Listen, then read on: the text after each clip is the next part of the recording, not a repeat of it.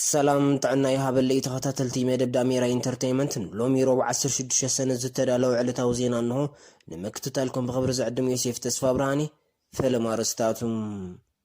حدش قداماي مينستر اسرائيل نحدنت هاغورو ابرتعو كم زعيو قالاتم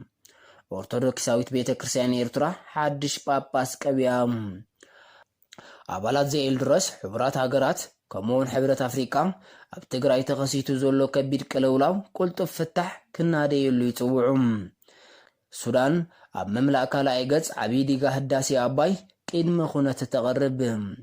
ዝኸበርኩም ተዓዘብትናም ሰርስታት ዜና ይኹም ጸኒሕኩም ዝርዝራቱ ይስዕብ بسنبت 6 سنة 2021 ፓርላማ እስራኤል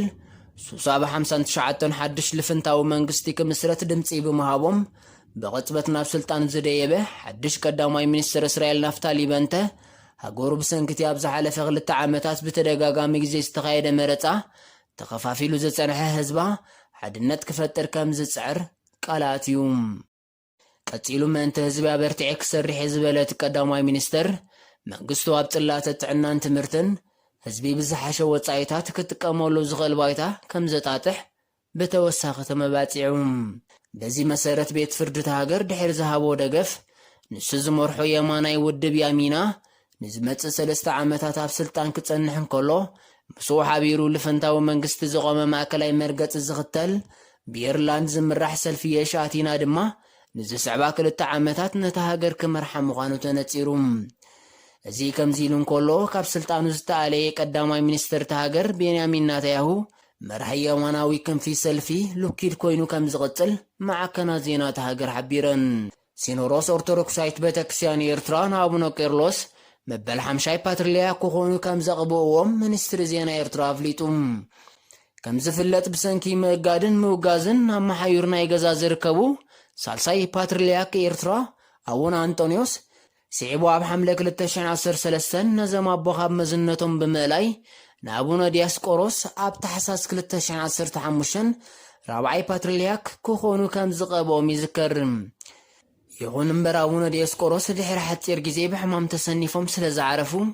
ክሳብ ሕጂ ንመዝነቶም ዝተከአ ሰብ ከይተቐበዩ ጸኒሑ እዚ ከምዚ ኢሉ እንከሎ ብዙሓት ብኹነታት ሃገሮም ዝተሸቐሉ ወገናት መንግስት ኤርትራ ኣብ ሃይማኖታዊ ትካላት እምነት ጣልቃ ይኣቱ ከም ዘሎ ብምኽሳስ ኣብ መሓይር ዝርከቡ አቡነ አንጦኒዮስ እሱራት መንእሰያት ይፈትሑ ጥራይ ብምባሎም ከቢድ ኣደራዒ ወርዶም ከም ዘሎ የገንዝብ ብተወሳኺ ሓደ ፓትርያርክ ካብ ስልጣኑ ክወርድ እንድሕር ኮይኑ ብዝሙት ብናይ እምነት ክሕደት ወይ ድማ ናይ እምሮ ጸገም ዝኽሰት ጥራዩ ካብ ስልጣኑ ክእለ ዝኽእል ዝበሉቶም ቅዱሳት ወገናት ብመንግስቲ ኣብ ልዕሊ አቡነ አንጦኒዮስ ዝተወስደ ዘይፍትሓዊ ስጉምቲ ዘለዎም ተቃውሞ ገሊጾም ኣብ ኤርትራ ክሳብ ሕጂ ብመንግስቲ ወጋዓዊ ኣፍልጦ ዝተዋሃበን ሃይማኖታት ኦርቶዶክስ ምስልምና ካቶሊክ ወንጌላዊት ሉተራዊት ቤተ ክርስቲያን ጥራየን እዚ ድማ ንመንግስቲ ኤርትራ ምስ ብዙሓት ትካላት ተሓለቕቲ ሰብኣዊ መሰላት ኣብ ቁርቁስ ከም ዝሸማ ይፍለጥ ነበር ዋና ጸሓፊ ውድብ ሕብራት ሃገራት ባንኪሙን ፕሬዝደንት አሜሪካ ነበር ጂሚ ካርተር ፕሬዝደንት ላይቤሪያ ኢለን ጆንስ ሓዊሱ ንኻልኦት ብርክት ዝበሉ ህቡባት ሰባት ዘካተተ ብዘኤልደርስ ዝብል መፀውዒ ዝጽዋዕ ትካል ግብረሰናይ ኣብ ኢትዮጵያ ብፍላይ ድማ ኣብ ክልል ትግራይ ኣጋጢሙ ዘሎ ሰብኣዊ ቅልውላው ንምፍታሕ ሕብረት አፍሪካን ውድብ ሕብራት ሃገራትን ቁልጡፍ ስጉምቲ ክወስድ ጸዊዑ ዘኤልደርስ ነዚ ዝጽውዑ ቤት ምኽሪ ጸጥታን ሕብረት አፍሪካን ከምኡውን ሓለፍቲ ውድብ ሕብራት ሃገራት ኣብ ክልል ትግራይ ከቢድ ዓጸቦ ክለዓዓል ከም ዝኽእል ድሕሪ ዝሃቦ መጠንቀቕታ ሲዕቡ ዝወፀ ምሕጽንታ እዩ ንሳቶም ኣብቲ ብተወሳኺ ኣብ ዝሃብዎ መግለጺ ኣብ ክልል ትግራይ ቁልጡፍ ሓገዛት ከይትግበር ፌደራላዊ መንግስቲ ኢትዮጵያ ቁልጡፍ ምትሕብባር ይገብር ከም ዘየሎ ብምኽሳስ ኩላቶም ተደናገጽቲ ወገናት እጃሞም ከበርክቱ ጸዊዖም ኣብ መወዳእታ ኣባላት ዘኤልደርስ ኣብቲ ክልል ብብዝሒ ጾታዊ ዓመፅን መቕተልትን ከም ዝተፈጸመ ብምሕባር ኣብ ልዕሊ ዓበይቲ ሰበስልጣን ኢትዮጵያን ኤርትራን ብሕጊ ብምግሃስ ገበናት ክኽሰሱ ጸዊዑ ኣብ ምምላእ ዓብዪ ዲጋ ህዳሴ ኣባይ ምስ ኢትዮጵያን ኣዋርሕ ኣብ ቁርቁስ ተሸሚማ ዝጸንሐት ሱዳን ብመንገዲ ሓላፊ ሚኒስትሪ መስኖ ፕሮፌሰር ያሲን ሓባስ ኣቢላ ኣብ ዝሃበቶ መግለጺ ሃገሩ ነቲ ግዝያዊ ስምምዕ ንኽትፍርም 3 ቅድመ ኩነት ኣቕሪባ ከም ዘላ ሓቢሩ بمسرت ሚኒስትሪ ዝሃቦ መግለጺ ሃገሩ ከም ቅድመ ኩነት አቅሪባቶም ዘላ መግለጺታት ቀዳማይ ኢትዮጵያ ወርሒ ሐምለ ካልኣይ ገጽ ምምላእ ምስ ካየደት ሓባራዊ ዘተ ክካየድ ቃል ክትኣትወላ መረጋገጺ ሰነድ ክወሃባን ካልኣይ ቅድመ ሕጂ ዘተ ተኻይድሎም ኣብ ስምምዕ ዝተበጽሑ ክልተ ነጥብታት ኢትዮጵያ ክታማኸተንብርን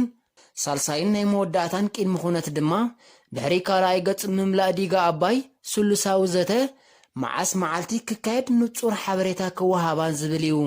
كم زفلت سودانن ግብፅን ምስ ኢትዮጵያ ኣብ ዝገበረኦ ስሉሳዊ ዘተ ኣብ ምምላእ አጠቃቅማ ትግድብ ቀያዲ ዝኾነ ስምምዕ ክትግበር ዝብል ተሪር መርገጺ ስለ ዝሓዛ ኢትዮጵያ ድማ ንሓሳበን ስለ ዝነጸገቶ ናብ ሓበራዊ ስምምዕ ክበጽሕ ኣይከኣላን በዚ መሰረት እዚ ሕጂ ሱዳን ዝወሰደቶ ተበግሶ ከፊላዊ ምርድዳእ ምስ ኢትዮጵያ ክኽሰት ከም ዝኽእል የመን يقول انبر إثيوبيا أكسب حج زهابت وقبر مرسيلن